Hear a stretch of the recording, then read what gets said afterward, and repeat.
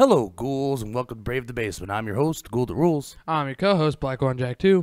If you enjoy getting a little scared, ghost stories, haunted houses, a believer in the supernatural, or maybe even a skeptic when they look at things from a different perspective, then this is the show for you. Today's episode is sponsored by Ed's Barbershop. Ed's Barbershop is located at 210 Lane Street in North Judson, Indiana.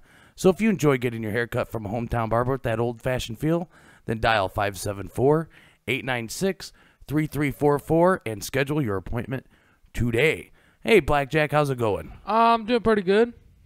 That's great to hear. So, the last two episodes we did the infield poltergeist. I talked just for a fraction of a second about Ed and Lorraine Warren. And then last week we talked about the Amityville horror house and went a lot more into Ed and Lorraine Warren. And I figured that we would just do the full trifecta today and do the Annabelle doll story. So this story is Ed and Lorraine Warren are extremely involved in this, and I'll get to all that. But first, Blackjack, I do got a little bit of news for you. Okay, what's the news? So I had some business I had to do in Rensselaer, Indiana the other day, and it took me right through Francisville.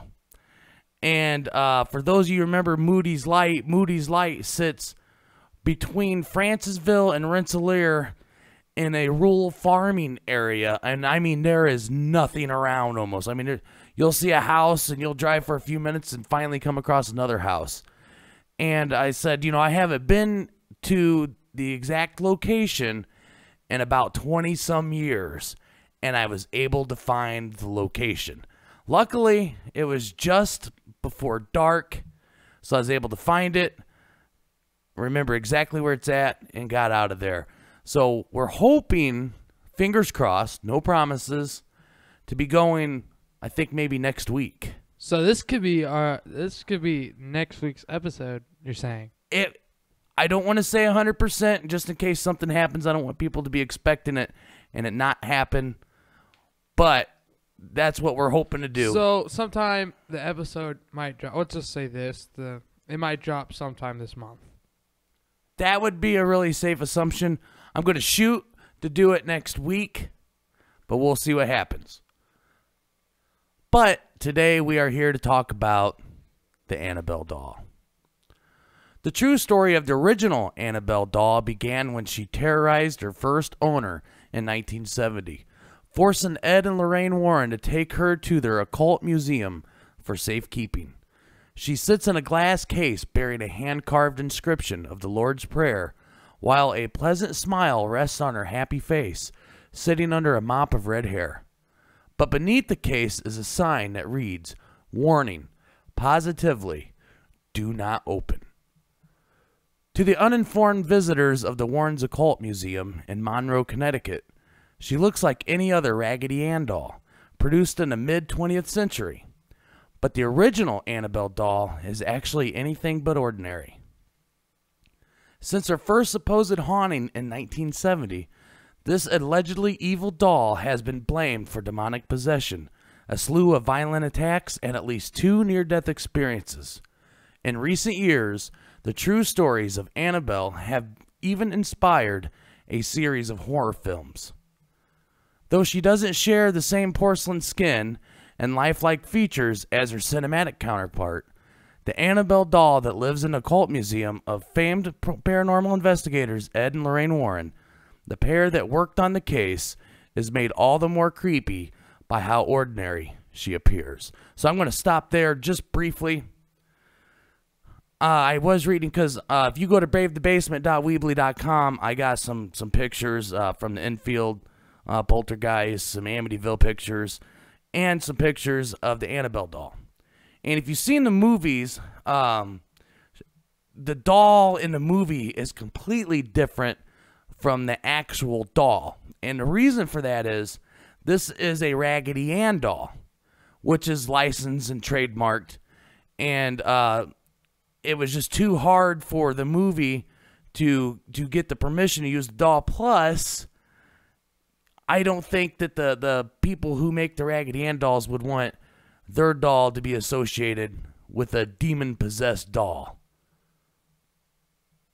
I mean, it makes sense. It would have been really cool with if I was the owner, I would definitely have my doll in. But you can see it at a business standpoint. Some of these dolls are for younger children. Yeah, and they didn't want to, So Annabelle's Stitch features, including her half smile and bright orange triangle nose, evoke memories of childhood toys and simpler times. If you could ask Ed and Lorraine Warren, they would tell you that the stark warnings scrawled across Annabelle's glass case are more than necessary.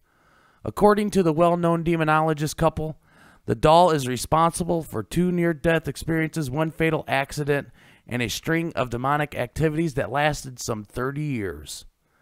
The first of these famous hauntings can be traced back to 1970, when Annabelle was brand new. The story was told to the Warrens by 2 young women and was retold for years after by the Warrens themselves. As the story goes, the Annabelle doll had been a gift to a young nurse named Donna from her mother for her 28th birthday. Donna, apparently thrilled with the gift, brought it back to her apartment that she shared with another young nurse named Angie. At first, the doll was an adorable accessory sitting on a sofa in the living room and greeting visitors with her colorful visage. But before long, the 2 women began to notice that Annabelle seemed to move about the room of her own accord. Donna would sit her on the living room sofa before leaving for work, only to come home in the afternoon and find her in the bedroom with the door shut. Donna and Angie then started finding notes left throughout the apartment reading, "Help me." According to the women, the notes were written on parchment paper, which they did not even keep in their home. Furthermore, Angie's boyfriend, known only as Lou, was in the apartment one afternoon while Donna was out and heard rustling in her room as if someone had broken in. Upon inspection, he found no sign of forced entry, but found the Annabelle doll laying face down on the ground. Suddenly, he felt a searing pain on his chest and looked down to find the bloody claw marks running across it. 2 days later, they had vanished without a trace. Following Lou's traumatic experience, the women invited a medium over to help solve their seemingly paranormal problem. The medium held a seance and told the women that the doll was inhabited by the spirit of a deceased 7-year-old named Annabelle Higgins, whose body had been found years earlier on the site where the apartment building had been built. The medium claimed that the spirit was benevolent and simply wanted to be loved and cared for. The 2 young nurses reportedly felt bad for the spirit and consented to allow her to take up permanent residence in the doll. Eventually, in an attempt to rid their home of the Annabelle doll spirit, Donna and Angie called on a priest known as Father Hegan. Hegan contacted his superior, Father Cook, who alerted Ed and Lorraine Warren. As far as Ed and Lorraine Warren were concerned, the 2 young ladies' trouble truly started when they began believing that the doll deserved their sympathy. The Warrens believed that there was actually a demonic force in search of a human host within Annabelle, and not a benevolent soul. The Warrens' account of the case states, "Spirits do not possess inanimate objects like houses or toys. They possess people. An inhuman spirit can attach itself to a place or object. This is what occurred in the Annabelle case. This spirit manipulated the doll and created the illusion of it being alive in order to get recognition. Truly, the spirit was not looking to stay attached to the doll. It was looking to possess a human host." Immediately, the Warrens noted what they believed were signs of demonic possession, including teleportation, such as the doll moving on its own, materialization, the parchment paper notes, and the mark of the beast, referring to Lou's clawed chest. The Warrens subsequently ordered an exorcism of the apartment to be performed by Father Cook. Then they took Annabelle out of the apartment and to her final resting place in their occult museum in the hopes that her demonic reign would finally end. Following Annabelle's removal from Donna and Angie's apartment, The Warrens documented several other paranormal experiences involving the doll, the first just minutes after they took possession of her. After the exorcism of the nurse's apartments, the Warrens buckled Annabelle into the back seat of their car and vowed not to take the highway in case she had some kind of accident causing power over them and their vehicle. However, even the safer back roads proved too risky for the couple. On their way home, Lorraine claimed that the brakes either stalled or failed several times, resulting in near disastrous crashes. Lorraine claimed that as soon as Ed pulled holy water from his bag and doused the doll with it, the problem with the brakes disappeared. Upon arriving home, Ed and Lorraine placed the doll in Ed's study. There, they reported that the doll levitated and moved about the house. Even when placed in a locked office in an outer building, the Warrens claimed that she would turn up later inside the house.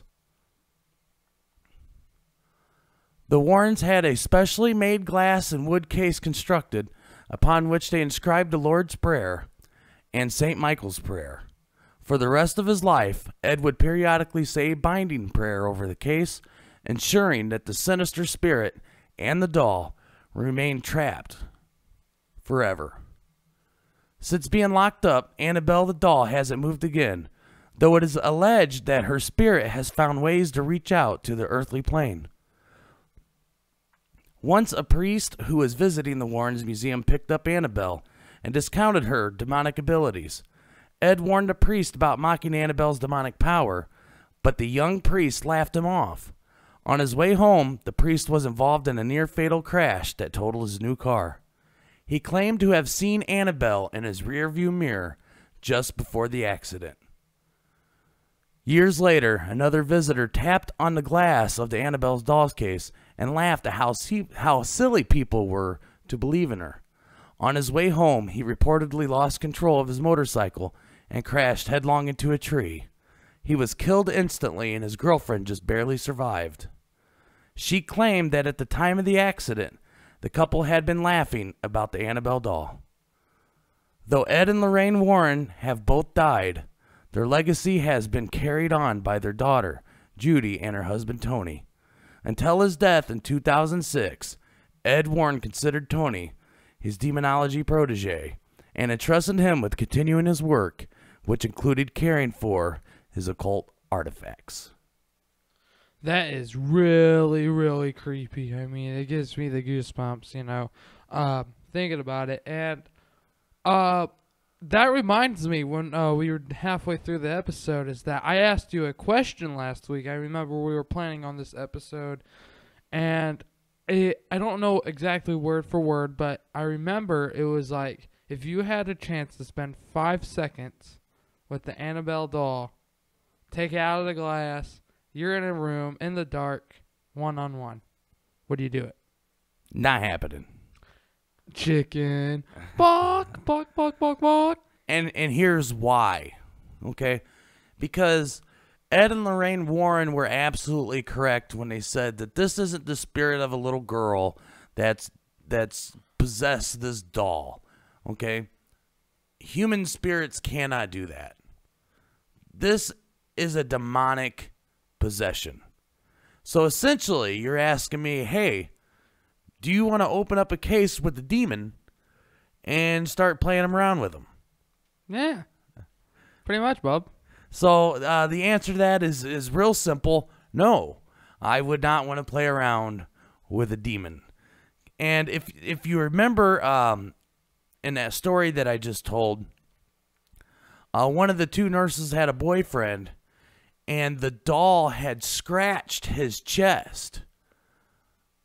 And he has these wounds, and it ended up healing and disappearing all by themselves. And Ed Warren called it the mark of the beast. So this isn't something I would want to play around with, Blackjack. What about you? No, to be honest. I wouldn't even want to go look at it, dude. Now, I would like to go visit the occult museum. I was reading, I sometime after Ed and Lorraine both had passed away, the museum was open. The museum was open for a while, and then it was closed down for some. I don't remember the reason, and I believe they said they opened it back up with the whole coronavirus thing going on. I'm not exactly sure what's going on there, but I would love to visit this occult museum. Where's that at again? It was in Connecticut. Connecticut. All right. Yeah, and then there's videos on YouTube if you want to check out YouTube where Ed gives a tour of the occult museum and shows everything that's in there, which is a really interesting video to watch, and there's several of them. It's pretty easy to find. And just to remind everybody, if you want to see what the Annabelle doll looks like, hop over to bravethebasement.weebly.com, check out our photo gallery, and you'll be able to see a picture. So, now thinking about it, excuse me. So, do you believe this is real? I do. 100% you believe that the Annabelle doll is actually possessed by a demon. So here's the thing with and this is where you got to be very careful, especially with Ed and Lorraine Warren. And I kind of briefly touched on this, I think it was last week. Whenever something paranormal happens and it gets a lot of notoriety and a lot of fame, you're going to have a lot of skeptics that are going to come out, and they're going to find any way possible to disprove anything can happen. And so Ed and Lorraine Warren fall directly into that category, and they were involved with, some very famous cases. And a lot of people say, well, the occult museum's just full of Halloween stuff. Well, some of it is, and he tells you that, and you can watch the video and judge for yourself.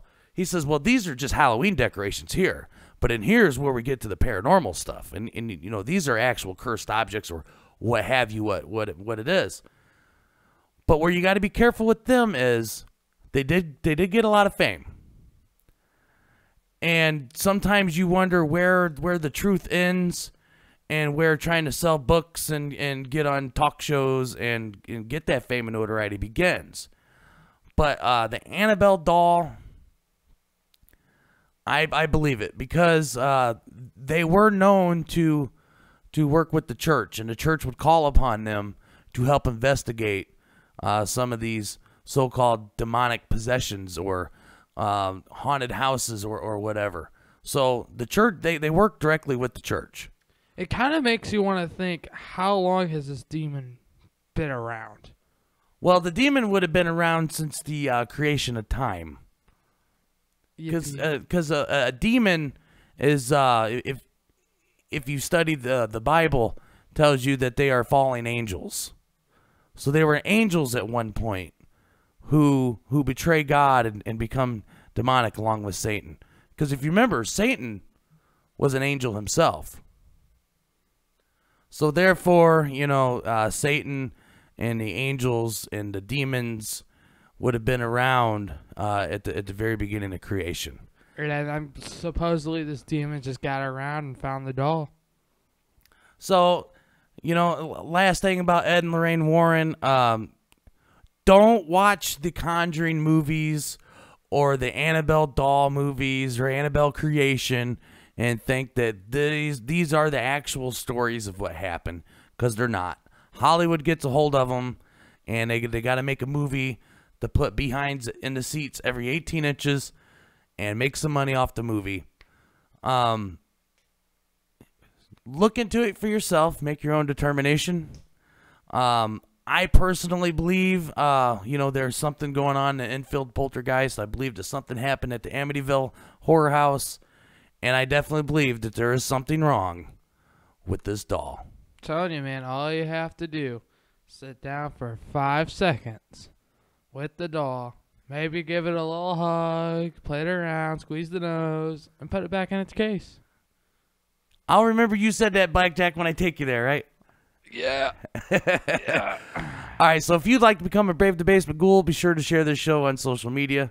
Go to bravethebasement.weebly.com and sign up for our newsletter to get all the latest news and updates when each episode has been posted. If you have a ghost story you would like to share with us, you could reach us at bravethebasement@gmail.com. Your story could make it on the show and be featured on the website. You can also submit your story on Reddit under the subreddit Brave the Basement or in the YouTube comment section. If you have an eerie ghost photo you would like to share, please email us and include a description, and your photo could be added to our photo gallery. And that brings us to the end. We hope that we brought you just a little fright.